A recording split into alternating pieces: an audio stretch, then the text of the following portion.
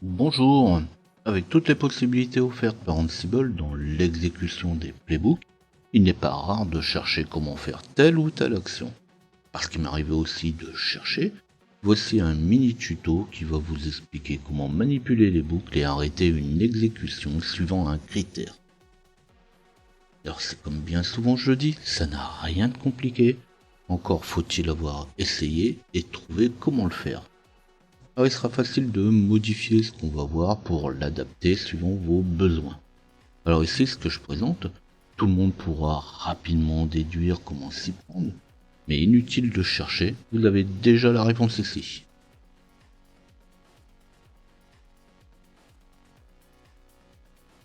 Alors je ne reviens pas sur le début de la manipulation, au besoin vous pourrez aller voir mes vidéos précédentes sur le sujet. Donc les books est déjà écrit, vous pourrez aussi retrouver le contenu dans la description de la vidéo. Ici, ce tuto n'est pas un exercice de frappe. Donc après mon nano myplaybook.yml, je vais directement me rendre dans ce qui m'intéresse. Donc je vais passer l'entête. Pareil, l'entête, j'ai déjà fait plusieurs vidéos en expliquant le contenu de l'entête.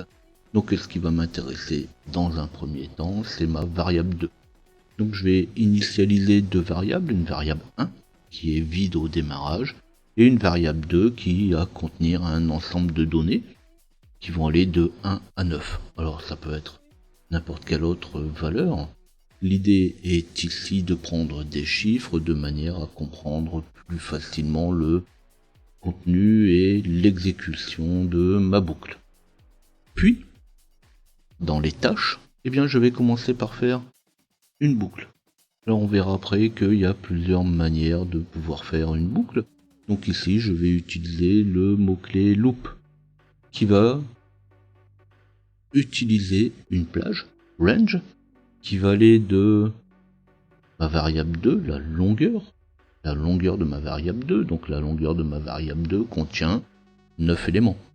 Je vais avoir une plage qui va aller de 0 à 8, puisqu'il va faire les éléments, la plage d'éléments qui correspondent à ma longueur de ma variable 2, que je vais transformer en liste.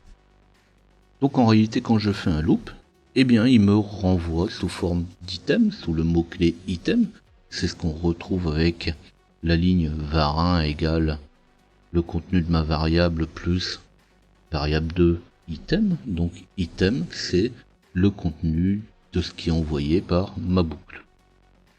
Et justement, pour chaque valeur qui vont aller de 0 à 8, donc c'est bien 9 éléments, les 9 éléments qui correspondent à ma variable 2, je vais prendre ma variable 1 et je vais rajouter à ma variable 1, c'est pourquoi je reprends variable 1.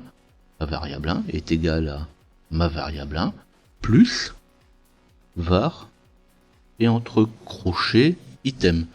Donc var 2 et l'item correspondant. Donc pour l'item 0, j'aurai 1, pour l'item 1, j'aurai 2, et ça jusqu'à 9. Et là, je vais rajouter une nouvelle ligne, un when, quand tant que ma variable 1 ne contient pas 5. Donc tant que ma variable 1, je ne trouve pas à l'intérieur, is not search 5. Donc tant que ma variable 1 ne contient pas 5, la boucle va se faire. Donc je vais continuer de faire un var1 égale var1 plus le contenu de ma variable 2 à l'emplacement de mon item. Dès que ma variable 1 va contenir 5, tout simplement la boucle va s'arrêter.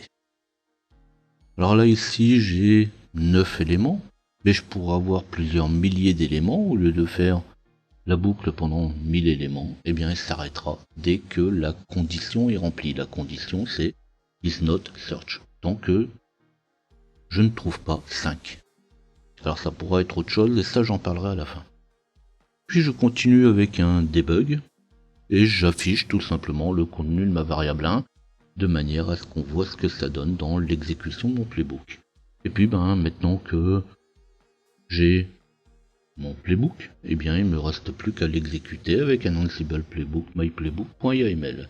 Et là on va voir les différentes étapes. on voit bien qu'effectivement la boucle se fait de 0 à 8 pour mes 9 éléments.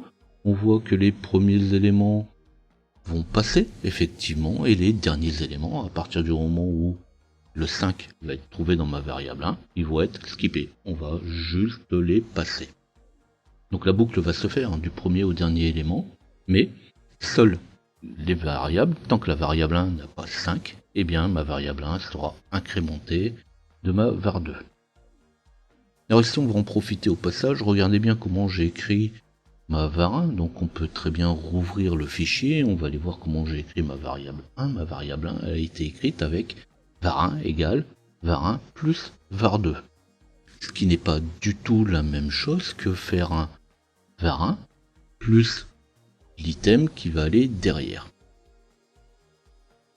Donc j'aurais très bien pu faire la place de loop, j'aurais pu très bien mettre un with items avec les items qui sont à l'intérieur de ma var2. Donc plutôt que d'utiliser var2 et entre crochets item, donc là de prendre le numéro de la valeur de l'élément en cours, eh bien je prends directement l'élément, donc 2. Alors bien sûr, là ici c'est toujours pareil, j'ai des chiffres à l'intérieur de ma variable 2, et ça pourrait être du texte. Et tant que le texte de ma variable 1 ne contient pas une certaine valeur, eh bien ma boucle va continuer de se faire. Donc je modifie mon with item par var2, et à la place de var item, eh bien je vais mettre tout simplement item, puisque je vais utiliser directement la valeur qui est à l'intérieur de ma variable 2. Si je fais un Ansible playbook, my playbook YAML, on voit bien que finalement on a encore la même chose. Alors encore une fois, je vais repartir sur la modification de mon playbook, et là cette fois, eh bien justement, je parlais tout à l'heure du plus, suivant l'emplacement où on va mettre le plus, on n'aura pas forcément le même résultat. Ici je fais un var1, et le plus en réalité n'est pas un plus tel qu'on l'entend.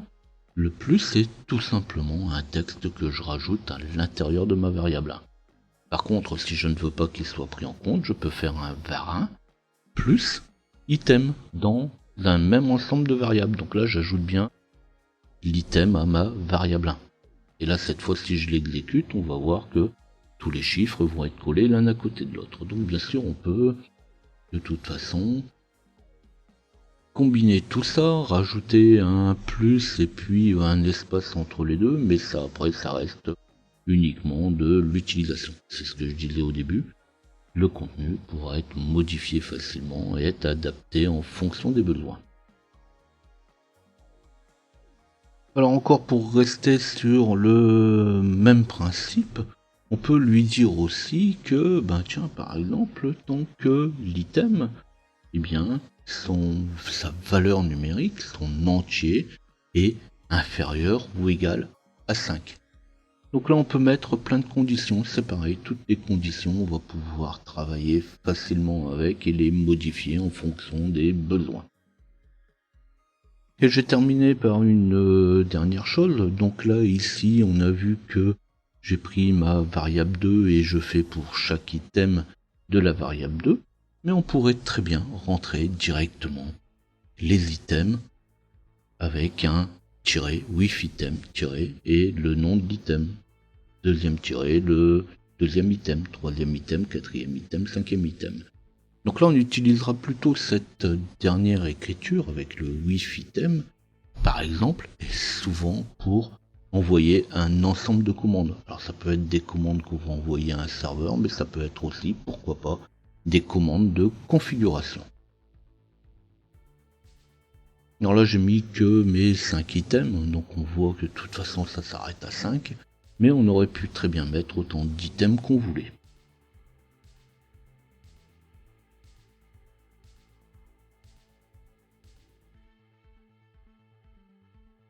Alors on pourrait très bien s'imaginer pour l'utilisation de ce type de boucle, d'avoir besoin de tester un réseau, tester le matériel d'un réseau, et vérifier juste si on peut atteindre un des matériels qui lui est relié. Par exemple pour vérifier le fonctionnement d'un VLAN ou vérifier le fonctionnement d'un pare-feu. Donc c'est pas la peine de faire un ping de toute la plage. à partir du moment où il y aura un matériel qui aura répondu. Et bien voilà, vous avez votre boucle. Pour toutes les IP de la plage, dès qu'un matériel aura répondu, pas la peine d'aller plus loin. Donc en réalité, on va faire la même chose que dans notre var. Eh bien, on va rajouter le résultat du ping à chaque fois. Et dès que dans le résultat du ping, on trouvera quelque chose de différent de 100% paquet loss, eh bien on pourra dire, ben voilà, on est arrivé au moins à avoir un paquet qui est passé, donc le réseau peut être atteint. Alors si cette vidéo vous a plu, vous n'oublierez pas de liker, ou laissez-moi un tip sur tipeee.com/ljpinfo. Abonnez-vous à la chaîne pour retrouver mes prochaines vidéos, vous tapez ljpinfo dans votre navigateur. Si vous avez des questions ou des suggestions, n'hésitez pas à les laisser. Et on se dit à bientôt.